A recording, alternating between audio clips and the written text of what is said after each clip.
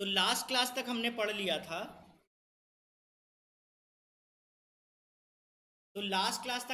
लिया था। क्या क्या हमने पढ़ लिया था? मॉलिक्यूलर मास के बारे में, एवरेज मॉलिक्यूलर मास के बारे में, एटॉमिक मास के बारे में, एवरेज एटॉमिक मास के बारे में, है ना। 1 सेकेंड।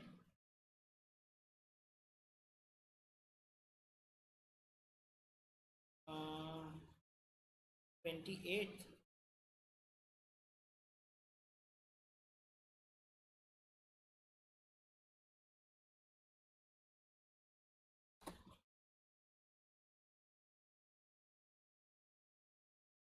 ओके, तो हमने लास्ट क्लास में पढ़ लिया था मॉलिक्यूलर मासेस के बारे। कहाँ चला गया यार? हमने लास्ट क्लास में पढ़ लिया था मॉलिक्यूलर मासेस के बारे में, एवरेज एटॉमिक मासेस के बारे में, एटॉमिक मासेस के बारे में या एवरेज एटॉमिक मासेस के बारे में, राइट। और लास्टली हमने पढ़ा था वेपर डेंसिटी के बारे में। वेपर डेंसिटी क्या होता था? अगर वेपर डेंसिटी की बात करेंगे, है ना, गैसेस के लिए वैलिड है, जहाँ पे रेफरेंस ऑब्जेक्ट आपका हाइड्रोजन गैस होना चाहिए। फॉर्मूला था m/2। क्लियर है था? साथ ही साथ आपका रिलेटिव डेंसिटी, जहाँ पर रेफरेंस हाइड्रोजन ना हो तो वहाँ पे वेपर डेंसिटी को ही क्या बोला जाता है? रिलेटिव डेंसिटी बोला जाता है। ठीक है, उसमें क्या होता था कि relative density is equal to m1/m2। अभी हम लोग आज इसी के आगे कंटिन्यू करते हैं, empirical formula and molecular formula. सही है, तो लेट्स बिगिन। देखो, पहली बात तो हम ये कर लेते हैं कि मॉलिक्यूलर फार्मूला होता क्या है। मॉलिक्यूलर फार्मूला होता क्या है? मॉलिक्यूलर फार्मूला का मतलब होता है रिप्रेजेंटेशन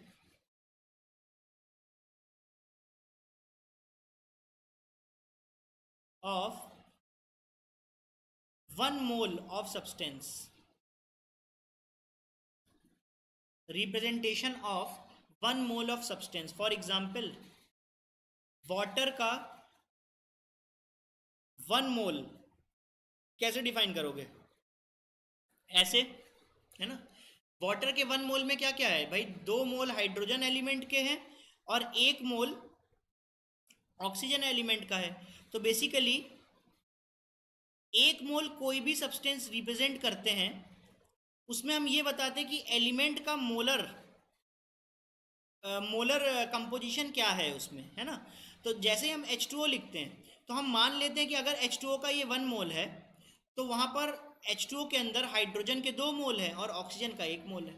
बोलो, ये बात क्लियर है कि नहीं? तो 1 मोल को रिप्रेजेंट करने के लिए, सब्सटेंस के 1 मोल को रिप्रेजेंट करने के लिए जो फॉर्मूला यूज किया जाता है, उसको बोला जाता है molecular formula. Similarly empirical formula. Empirical formula क्या होता है? इम्पेरिकल फार्मूला होता है कि द लोएस्ट रेशियो या the simplest ratio of elements, the simplest ratio of elements in 1 mole of the substance, 1 mole of the substance। ऐसे फॉर्मूले को हम लोग बोलते हैं इंपेरिकल फार्मूला। फॉर एग्जाम्पल, अगर हम हाइड्रोजन पेरोक्साइड की बात करें, हाइड्रोजन पेरोक्साइड की बात करें, तो हाइड्रोजन पेरोक्साइड कैसे लिखा जाता है? H2O2, है ना। हाइड्रोजन पेरोक्साइड का 1 मोल ऐसे लिखा जाएगा, H2O2। इसको अगर हम ब्रेक करें तो मुझे इसके 1 मोल में हाइड्रोजन का एलिमेंट 2 मोल मिलेगा और ऑक्सीजन का एलिमेंट भी 2 मोल मिलेगा। तो मैं बोलूँगा 2 मोल्स ऑफ हाइड्रोजन, है ना, और 2 moles of oxygen are present in 1 mole of hydrogen peroxide. ठीक है, तो 1 मोल को रिप्रेजेंट जो मैंने किया, उसमें मैंने इसको फर्दर डिवाइड नहीं किया, मतलब एक मोल में जितना हाइड्रोजन या जितना ऑक्सीजन था मैंने कंप्लीट लिखा, मैंने यहाँ पे इसको सिंपलेस्ट फॉर्म में डिवाइड नहीं किया, तब था ये मॉलिक्यूलर फॉर्मूला।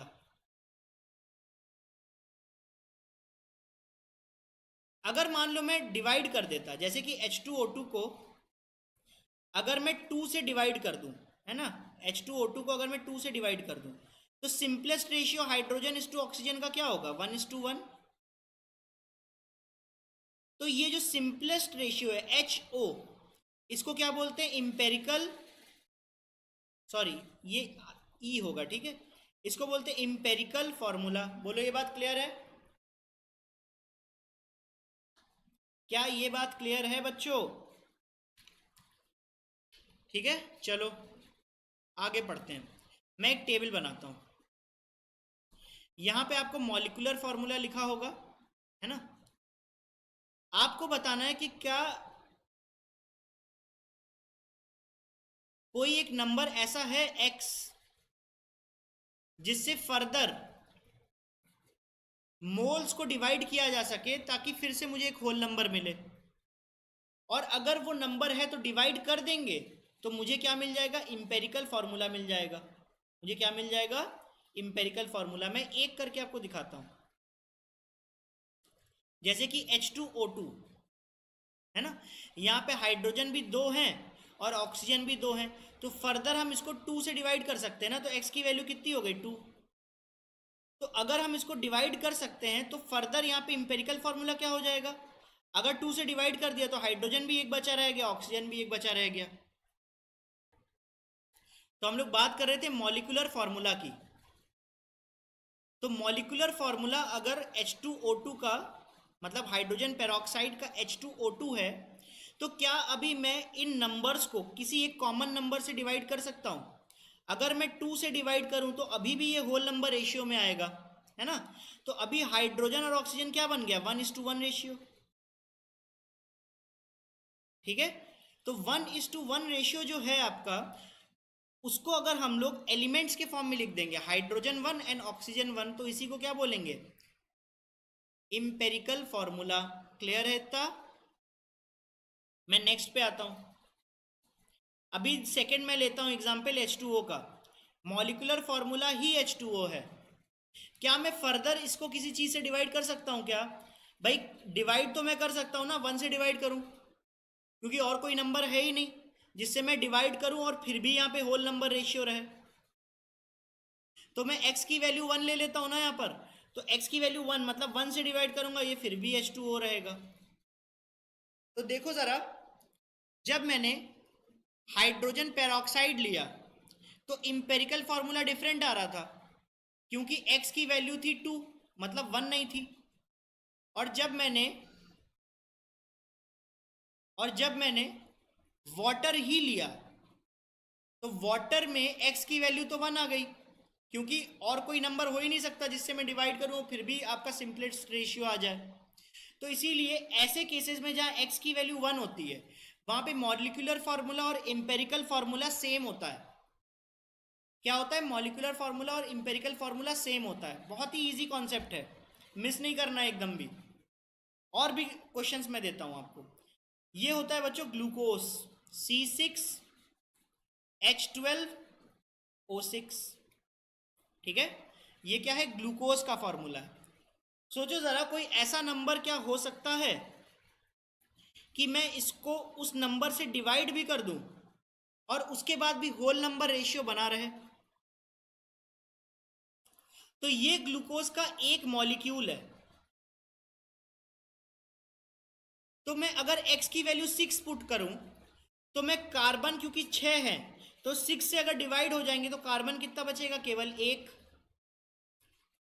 हाइड्रोजन कितना बचेगा, 6 से डिवाइड करोगे तो हाइड्रोजन 2 बचेंगे, है ना। और ऑक्सीजन भी 6 है तो 6 से डिवाइड करोगे तो ऑक्सीजन केवल 1 बचेगा। बोलो ये बात क्लियर है कि नहीं? तो empirical formula, sorry, empirical formula molecular फॉर्मूले से अलग होता है। जब आप सिंपलेस्ट रेशियो से उसको डिवाइड कर दो, एक्स की वैल्यू ध्यान रखना, मैंने कितनी निकाली है 6, है ना। चलो मैं एक और आपको बताता हूं, ये है फॉर्मिक एसिड HCOOH, ये क्या है, फॉर्मिक एसिड, ठीक है। अभी फॉर्मिक एसिड में ऑक्सीजन 2 है, हाइड्रोजन भी 2 है, लेकिन कार्बन 1 है ना। तो अगर मैं यहाँ पे लिखूं कार्बन, क्योंकि यहाँ पहले लिखा था तो यहाँ पर भी पहले लिखता हूँ, उसके बाद H लिखता हूँ और उसके बाद O लिखता हूँ, ठीक है। तो बताओ जरा, क्या कोई नंबर ऐसा है जिससे ये डिवाइड कर दूं मैं और फर्दर मुझको जो भी मिले आंसर वो एक होल नंबर रेशियो में मिले, ऐसा कोई भी नंबर नहीं है। तो मैं क्या करूंगा, यहाँ पे 1 करूंगा, अभी 1 से डिवाइड करूंगा तो फिर भी मेरे पास एक रहेगा। नेक्स्ट क्वेश्चन मेरा क्या है, क्या मैं एक फॉर्मूले के हिसाब से ये लिख सकता हूं कि जो x की वैल्यू होगी वो molecular mass divided by empirical formula मास होना चाहिए। बताओ, क्या मैं ऐसा लिख सकता हूं, x is equal to molecular mass divided by empirical formula mass? सोचो और बताओ। मैं आंसर दे देता हूं इसका। आंसर देखो क्या होगा कि मैं H2O2 की बात करता हूं, है ना। इसका मॉलिक्यूलर फॉर्मूला है हाइड्रोजन पेरोक्साइड का H2O2, और वहीं हाइड्रोजन पेरोक्साइड का इंपेरिकल फॉर्मूला वो कितना है, HO। तो मॉलिक्यूलर फॉर्मूला मास कितना होगा बताओ, 2, एक सेकेंड, इंपेरिकल फॉर्मूला मास कितना होगा भाई, 2 हाइड्रोजन है तो 2 और 2 ऑक्सीजन है तो 16 इंटू 2 कितना हो गया, 32। तो यहां पे आंसर आ जाएगा 34, है ना। इंपेरिकल फॉर्मूला कितना है, इंपेरिकल फॉर्मूला आपका है HO, H तो हो गया 2 प्लस ऑक्सीजन कितना हो गया, ऑक्सीजन आपका हो गया 16, है ना, सॉरी, H कितना है, H है 1 और ऑक्सीजन कितना हो गया 16, तो आंसर मेरा आ गया 17। तो मॉलिक्यूलर फॉर्मूला इस पर्टिकुलर एग्जाम्पल के लिए है आपका 34 और इंपेरिकल फॉर्मूला इस पर्टिकुलर एग्जाम्पल के लिए आपका है 17।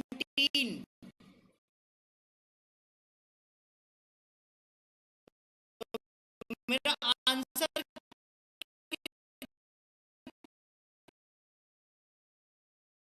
कितना हो जाएगा,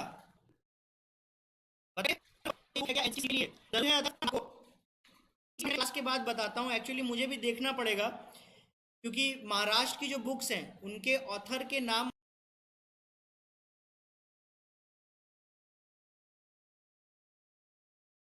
मुझे उतने अच्छे से नहीं अभी फिलहाल याद है, तो I will see to it, है ना, आई विल टेल यू, है ना, don't worry, I will comment on this live chat only at the end of this session, okay. तो मुझे बच्चों यहाँ पे आंसर बता दो, यहाँ पे क्या आंसर 2 आने वाला है।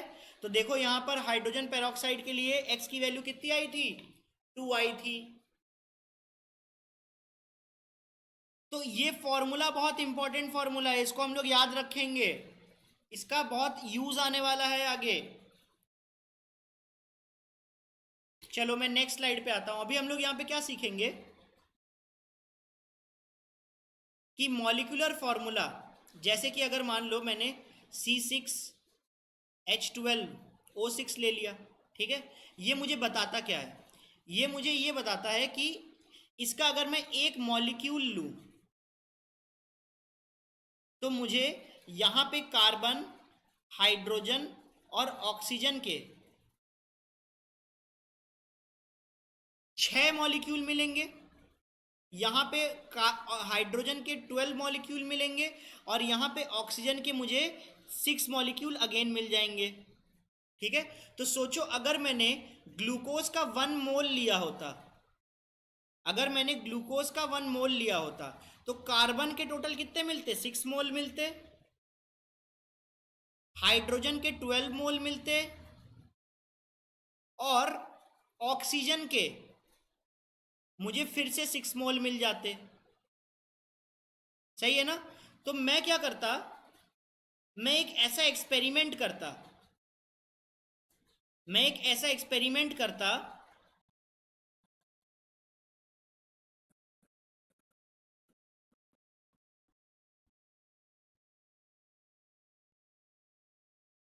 जिसमें मैं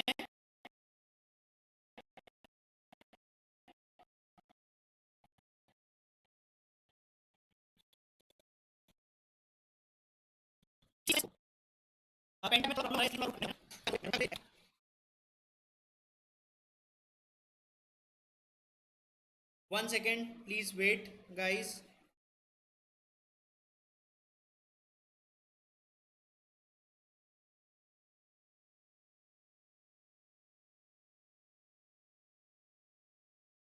पेन टैप थोड़ा अनरिस्पॉन्सिव हो गया है, तो what I am doing is I am moving to a different platform.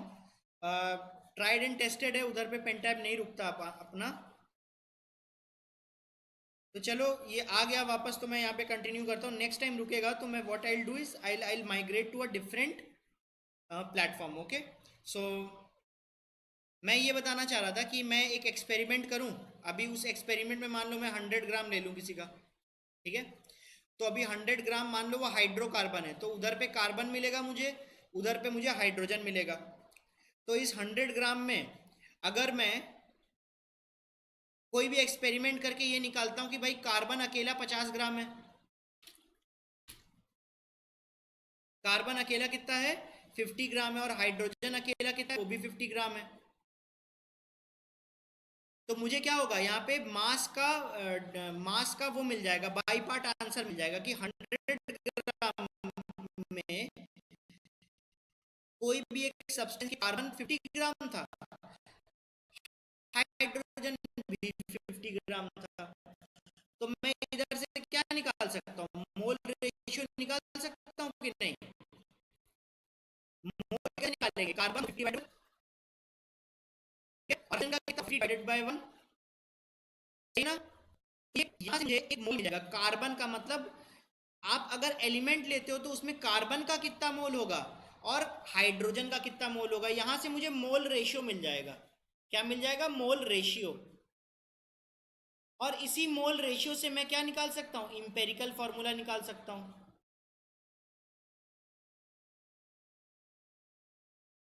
Sorry sorry sorry sorry sorry,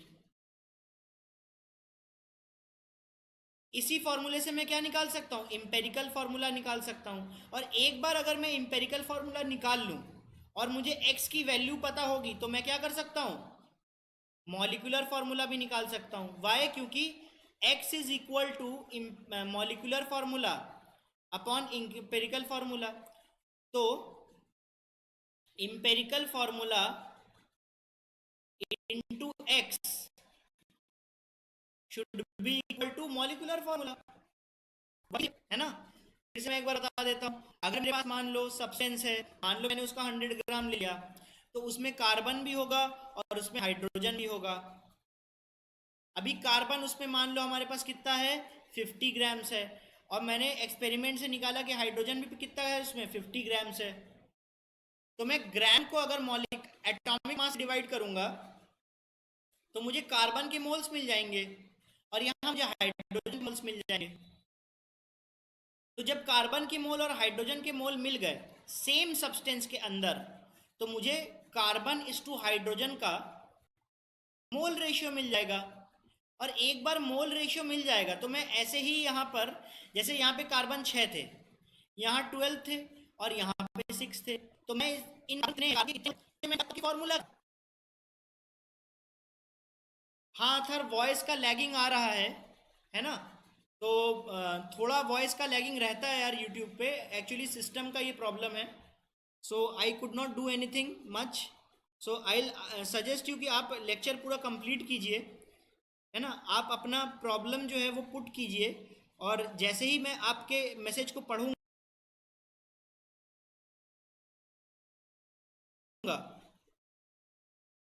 मैं आपका तुरंत रिप्लाई भी करूंगा, ठीक है। तो मैं क्या बता रहा था कि अगर मेरे पास मोल्स का रेशियो पता होगा तो मुझे इम्पेरिकल फार्मूला भी पता चल जाएगा, है ना। और इम्पेरिकल फार्मूला से मैं मॉलिक्यूलर मास भी निकाल लूंगा। सो मैं अभी फर्दर, मैंने ऑलरेडी स्लाइड्स बना के रखी हैं, मैं उसमें डिस्कस करता हूँ कि इम्पेरिकल फार्मूला क्या होता है। मैंने दोनों चीज़ें बताई थी। इम्पेरिकल फार्मूला का मतलब होता है सिंपलेस्ट होल नंबर रेशियो, है ना, of the number of atoms present in the molecule. जैसे कि अगर H2O2 है तो ये सिंपलेस्ट रेशियो नहीं है, सिंपलेस्ट रेशियो है 1:1। तो कितना होगा H इंटू O।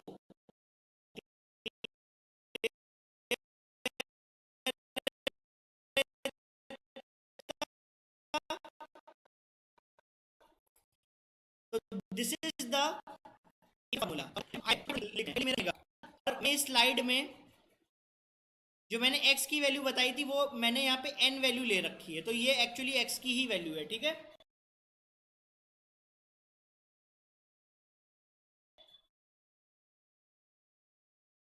मॉलिक्यूलर फॉर्मूले में क्या होता है, एक्चुअल नंबर्स होते हैं। जितने भी एटम्स बच्चों प्रेजेंट हैं उतने ही एटम्स मॉलिक्यूल में लिखे जाएंगे, है ना। जैसे H2O2 को अगर हम लोग मॉलिक्यूलर फार्मूला कह रहे हैं तो यहाँ पे H2O2 कंप्लीट लिखा गया है, इसको डिवाइड करके H इंटू O नहीं लिख दिया गया है, ठीक है। अभी मैंने थोड़ी देर पहले बताया था, है ना, x की वैल्यू क्या होती है, मतलब n की वैल्यू होती है आपकी molecular formula whole divided by empirical formula. Clear है। तो यही चीज को अगर मैं ऐसे लिखूंगा तो n into empirical formula is equal to molecular formula. बहुत अच्छी बात है। नेक्स्ट क्लास, नेक्स्ट उसमें आते हैं, नेक्स्ट पॉइंट में, where n is equal to molecular mass by empirical formula mass. Clear है इतना।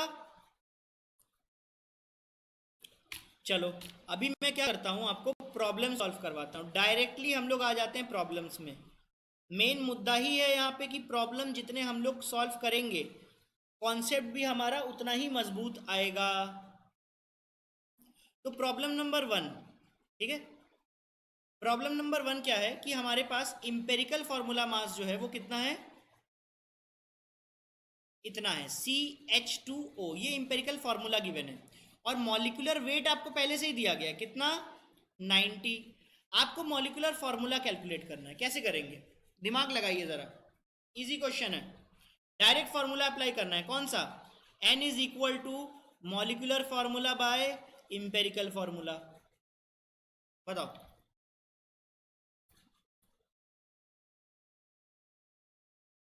मैं वेट करता हूं,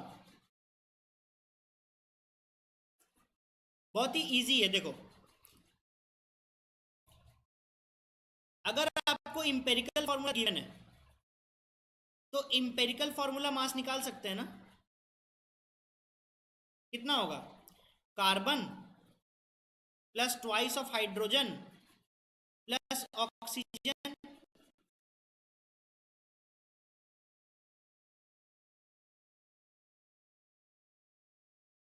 ठीक है। बताओ फिर कितना है,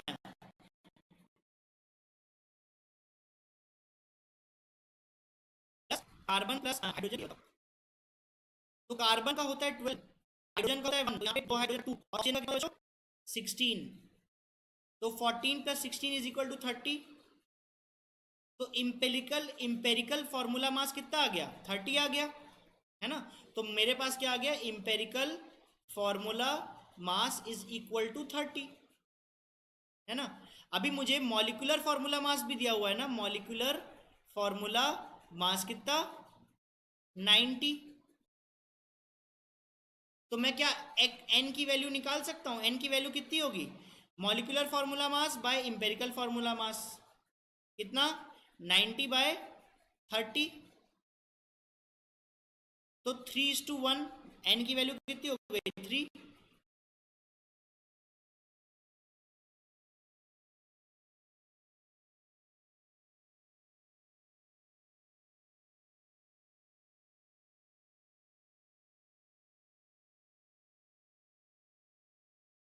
ठीक है,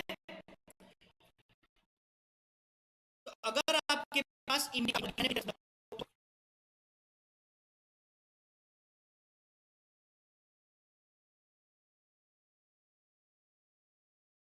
ठीक है, ओवरराइड कर लेते हैं टू एन। मैंने आपको वो हिंट दिया था, आपको खुद ही सॉल्व करना है। ठीक है, अभी एन की वैल्यू क्या हो गई, molecular formula by empirical formula. Next, molecular formula आपने कितना निकाला था 90, इंपेरिकल फार्मूला मास कितना था 30, तो एन की वैल्यू कितनी आ गई 3, यही अभी हमने निकाला। नेक्स्ट, अभी मॉलिक्यूलर फार्मूला क्या होता है, empirical formula into N. Next, तो अभी इंपेरिकल फार्मूला कितना था, CH2 इंटू ओ इंटू 3 कर देंगे तो कितना आ जाएगा C3H6O3। तो ये मेरा मॉलिक्यूलर फार्मूला आ गया। बहुत ही इजी क्वेश्चन है बच्चों, समझ में आया कि नहीं, बोलो बोलो बोलो।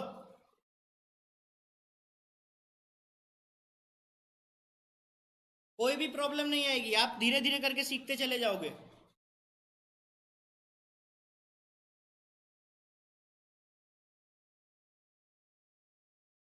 I am waiting for your reply guys. आप प्लीज़ मुझे बताओ, आपको ये क्वेश्चन समझ में आ गया ना।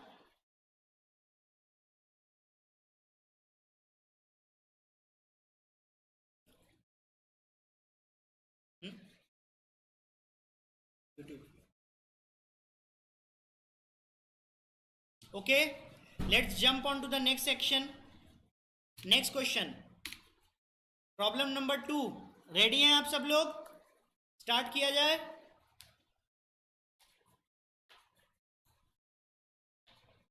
सो प्रॉब्लम नंबर 2, चलो आपकी कंप्यूटर स्क्रीन पर ये रहा, सॉल्यूशन देखेंगे। क्वेश्चन पढ़ो पहले।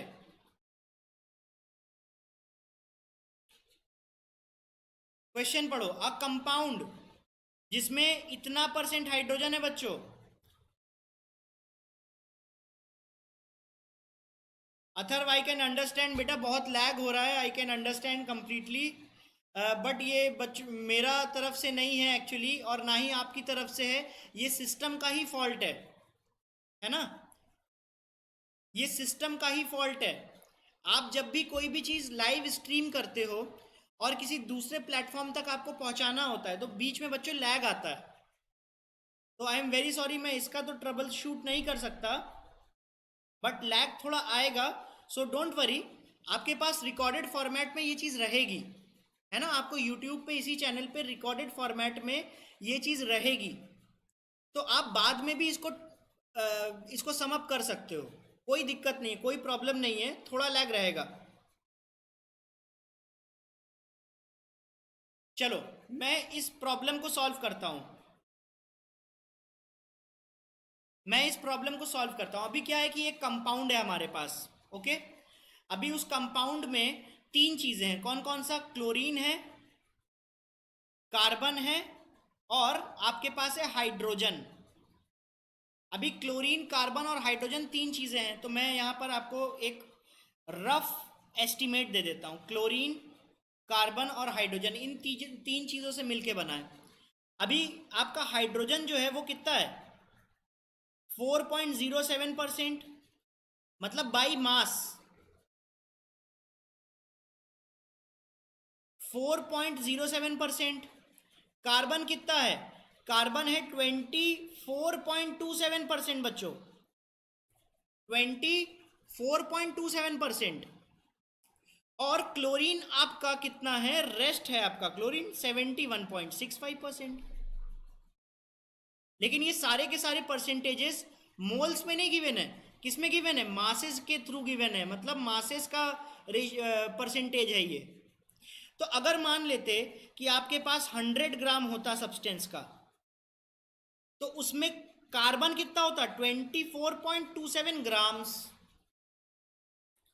हाइड्रोजन कितना होता? 4.07 ग्राम्स। और क्लोरीन कितना होता? 71.65 ग्राम्स। ठीक है। तो क्या मैं, और मॉलिक्यूलर मास दिया गया है, आपको क्या करना है? इंपेरिकल फॉर्मूला निकालना है और मॉलिक्यूलर फॉर्मूला निकाल सकते हैं। बहुत ही इजी मेथड है। अभी आपको पता है ना कि इसके मास ग्राम्स में दिए गए हैं, तो मास जैसे ही आप निकालते हो, अगर आपको मास गिवन है तो आप उसको मोल्स में चेंज कर सकते हो। मैं हिंट देता जाता हूं आपको, आप सॉल्व करना अपनी तरह से। अगर आप बाद में देख रहे हो तो आप स्क्रीन को पॉज करना।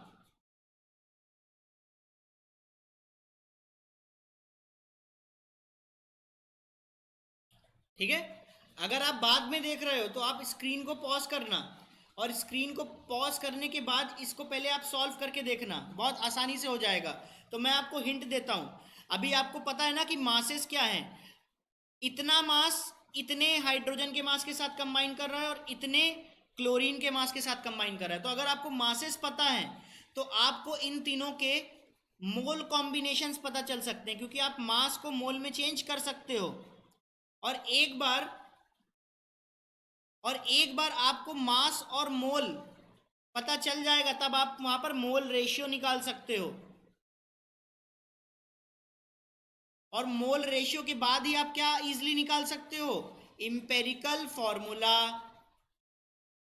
और इंपेरिकल फॉर्मूला के बाद क्या कर सकते हो? आप इंपेरिकल फॉर्मूला मास भी निकाल सकते हो। अगर आपको फॉर्मूला पता है तो भाई किसी भी चीज का एटॉमिक मास निकाला जा सकता है ना। तो इंपेरिकल फार्मूला अगर आप बनाओगे तो इंपेरिकल फार्मूला मास भी बना लोगे। और अगर आपको मॉलिक्यूलर मास गिवन है तो आप एक्स की एन की वैल्यू निकाल सकते हो।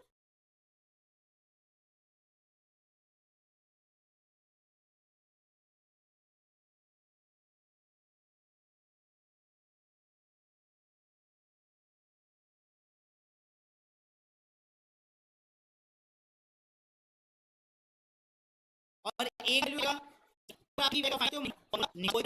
नहीं आएगी, तो मैं सोल्यूशन लिखूं क्या?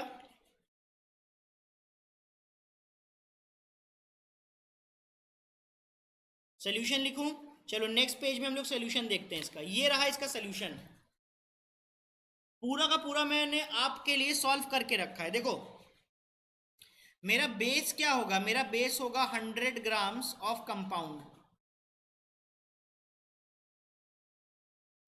ठीक है। मुझे एक ही एम है, मेरा मेरा एम है कि मोल्स निकालना, और मोल्स के बाद मोल रेशियो निकालना। एक बार मोल रेशियो आ जाएगा तो इंपेरिकल फार्मूला भी आ जाएगा मेरे पास। तो मैंने आपके लिए वर्किंग पहले से करके रखी है। तो अगर मेरे पास 100 ग्राम्स है तो परसेंटेज क्या क्या गिवन है? कार्बन का इतना, हाइड्रोजन का इतना, और क्लोरीन का इतना। तो अगर आप बेस 100 ग्राम लोगे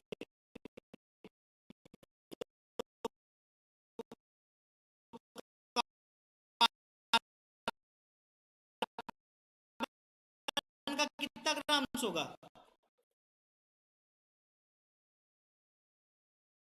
कार्बन का टोटल ग्राम 24.27 ग्राम, हाइड्रोजन का 4.7 ग्राम, और क्लोरीन होगा 18.6 ग्राम। बहुत ही बढ़िया, कर ले जाएंगे हम लोग।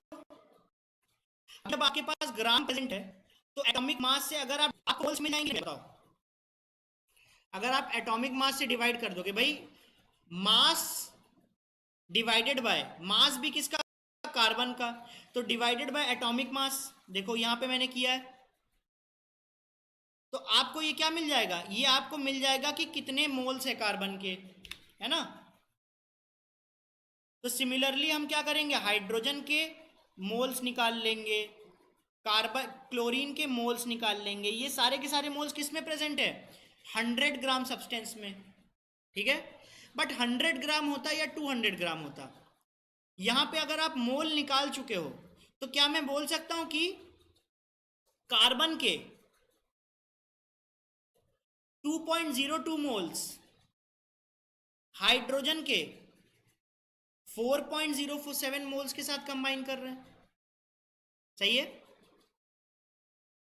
और क्लोरीन के 2.02 मोल्स के साथ कंबाइन कर रहे हैं, सही है। तो बेसिकली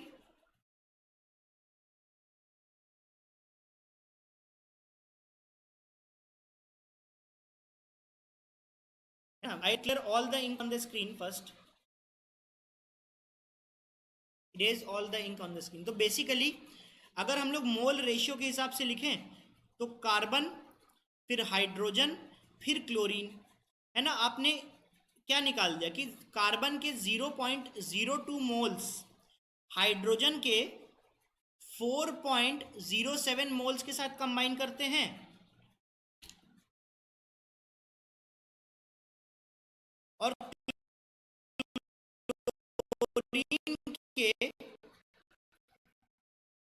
2.02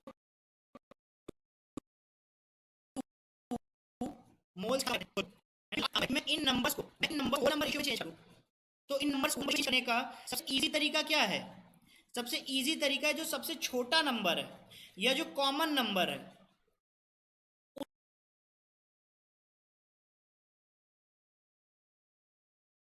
उससे सबको डिवाइड कर दो। तो मैंने क्या किया कि 0.02 को भी इससे डिवाइड कर दिया, इसको भी इससे डिवाइड कर दिया, और इस नंबर को भी इसी नंबर से डिवाइड कर दिया। तो मेरे पास सिंपलेस्ट रेशियो क्या आ जाता है? 1:1। तो बेसिकली यहां पे देखो जरा, कार्बन, हाइड्रोजन, क्लोरीन। कार्बन कितना? 1। हाइड्रोजन कितना? 1। क्लोरीन कितना? 2। ये क्या आ गया आपका? ये आ गया, सॉरी सॉरी सॉरी, क्लोरीन 1 है। सॉरी सॉरी सॉरी, मैं नेक्स्ट पेज पे आ जाऊं।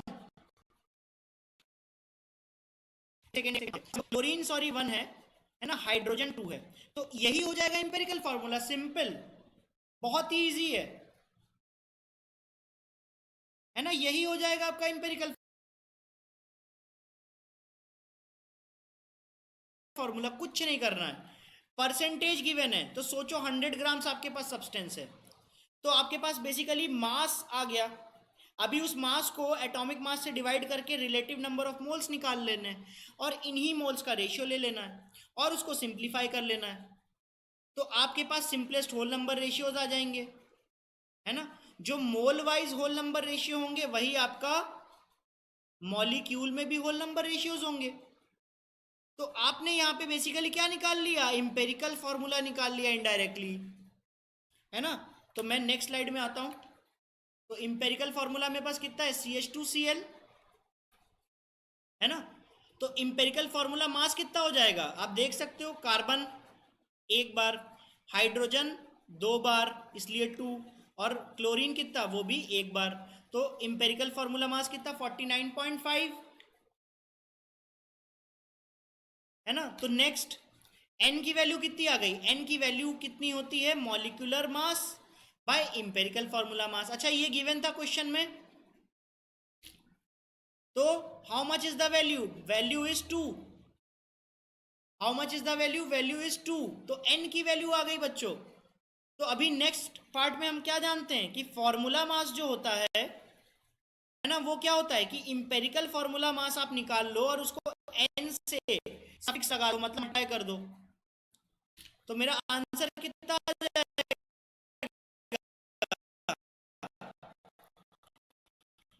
ये था आपका इंपेरिकल फॉर्मूला।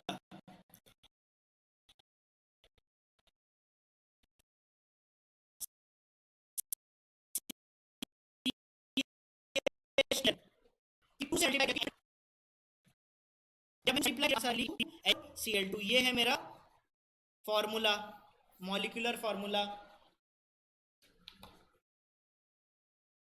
मेरे ख्याल से आपको ये बात समझ में आ गई है।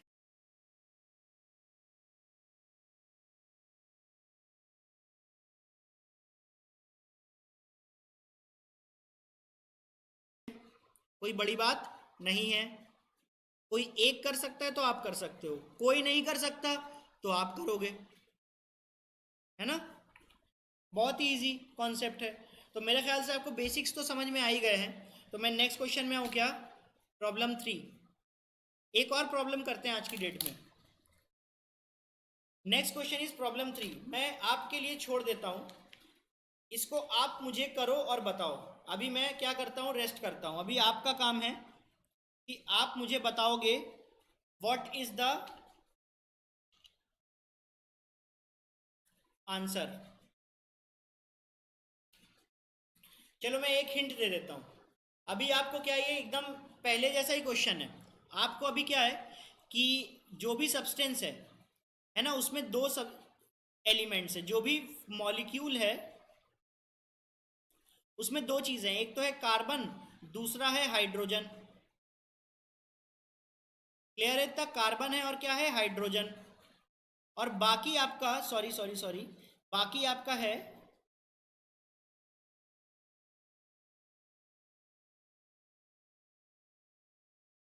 बाकी आपका जितना बचता है वो क्या है, ऑक्सीजन है। तो आपको कार्बन का क्या दिया हुआ है, परसेंटेज दिया गया है बाई मास, और आपको हाइड्रोजन का भी परसेंटेज बाई मास दिया गया है। तो अगर आप 100 से माइनस कर दोगे, है ना, तो आपको ऑक्सीजन का भी परसेंटेज पता चल जाएगा। मतलब इसका भी परसेंटेज गिवन है, इसका भी गिवन है और इसका भी गिवन है, एकदम प्रॉपर पुराने जैसा है। आपको क्या निकालना है कि इंपेरिकल फॉर्मूला और मॉलिक्यूलर फॉर्मूला। अभी मॉलिक्यूलर फॉर्मूला ऐसे नहीं निकाला जा सकता, इंपेरिकल फॉर्मूला तो निकाला जा सकता है, मॉलिक्यूलर फॉर्मूला ऐसे नहीं निकाला जा सकता। मॉलिक्यूलर फॉर्मूला निकालने के लिए मुझे n की वैल्यू पता होना चाहिए। तो इंपेरिकल फॉर्मूला तो निकाल लूंगा मैं, और इंपेरिकल फॉर्मूला का मास भी निकाल लूंगा, लेकिन मॉलिक्यूलर फॉर्मूला का मास गिवन ही नहीं है, तो n की वैल्यू कैसे आएगी।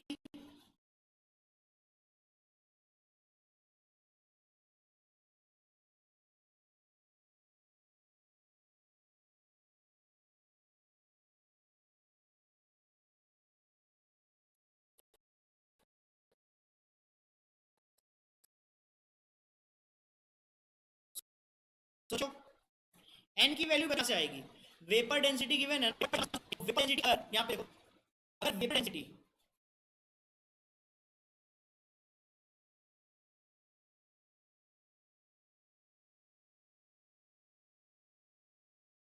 मॉलिक्यूलर मास बट होता है is equal to molecular mass हो जाता है। तो बेसिकली में मॉलिक्यूलर मास गिवन है बच्चों, सॉल्व किया जाए।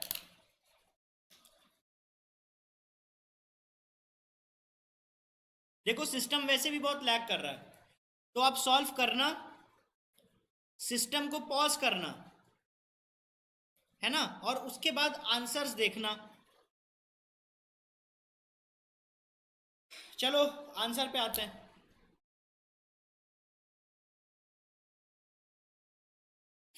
आंसर पे आते हैं, सोल्यूशन क्या है, कैलकुलेशन ऑफ एम्पिरिकल फार्मूला। क्या करना है, अभी वेपर डेंसिटी आपको मैं बता चुका हूं पहले ही, है ना।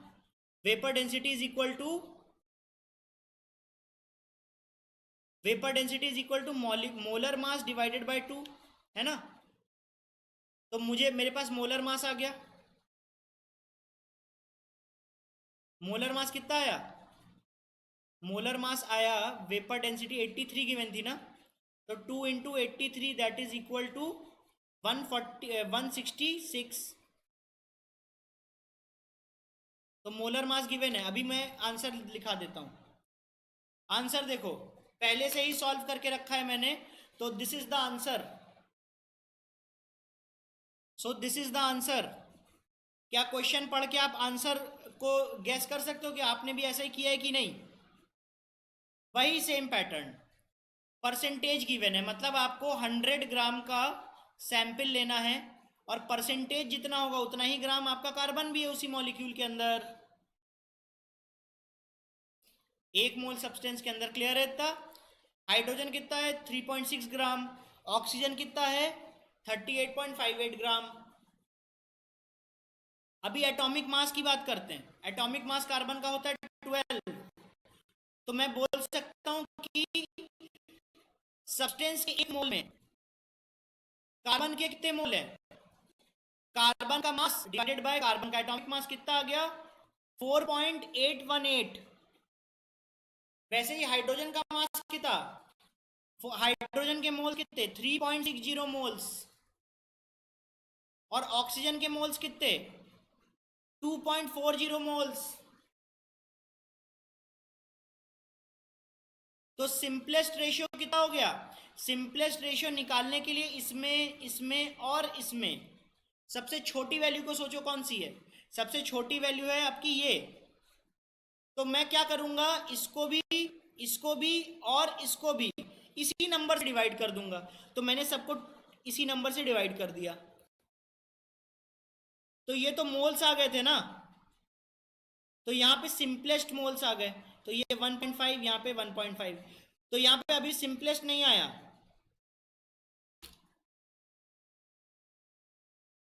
अभी भी सिंपलेस्ट नहीं है। ये 2 आ गया, ये 1.5 आ गया, ये 1 आ गया। तो मैं क्या करूंगा, सबको 2 से मल्टीप्लाई कर दूंगा।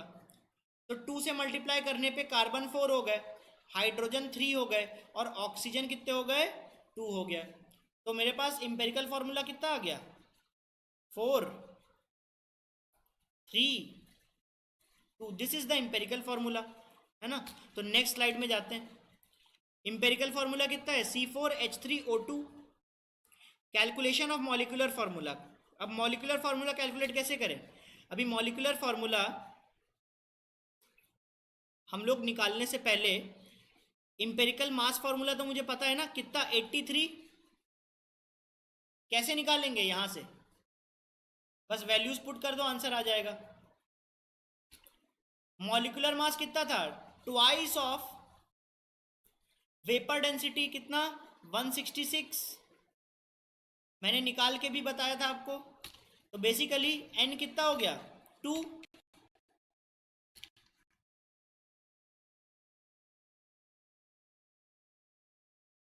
तो मैं final answer, molecular formula is equal to empirical formula into n। तो इंपेरिकल फार्मूला ये रहा और मॉलिक्यूलर फार्मूला रहा ये। तो आंसर कितना आ गया बच्चों? C8H6O4। बहुत ही बढ़िया, बहुत ही बढ़िया। अगर आपने आंसर निकाल लिया है तो I am very very thankful and grateful to you कि आपको समझ में आ रहा है ना।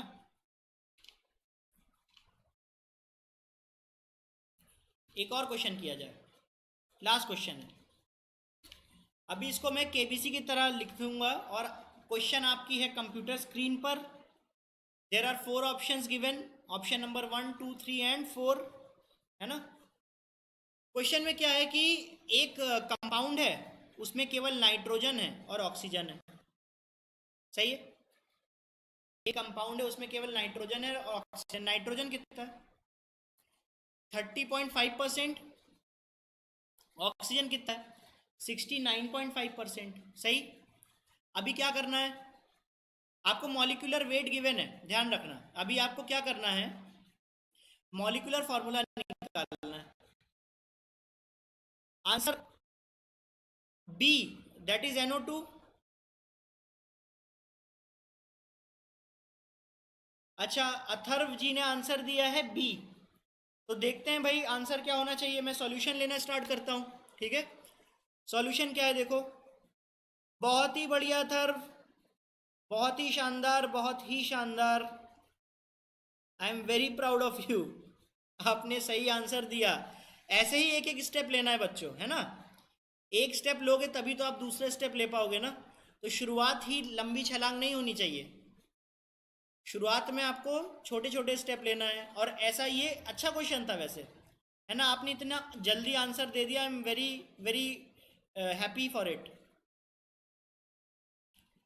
तो आप देख सकते हो नाइट्रोजन कितना? 1, ऑक्सीजन कितना? 2। तो what is the answer? NO2। ठीक है, यहां पे सॉल्यूशन गिवन है ना। व्हाट?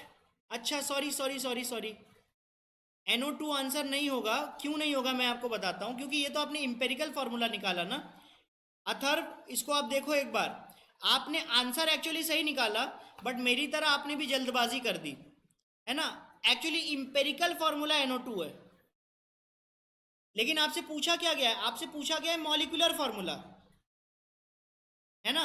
तो आपने आंसर सही निकाला है अथर्व, आपने आंसर गलत नहीं निकाला, लेकिन आपने एक स्टेप भूल गए, है ना। वो स्टेप क्या था, वो स्टेप था मॉलिक्यूलर फार्मूला निकालना था। आपने इंपेरिकल फार्मूला के आगे सॉल्व ही नहीं किया, है ना, मेरी तरह। तो इंपेरिकल फार्मूला के आगे मुझे क्या करना चाहिए, इंपेरिकल फार्मूला के आगे मुझे ये करना चाहिए, इंपेरिकल फार्मूला NO2 ही आया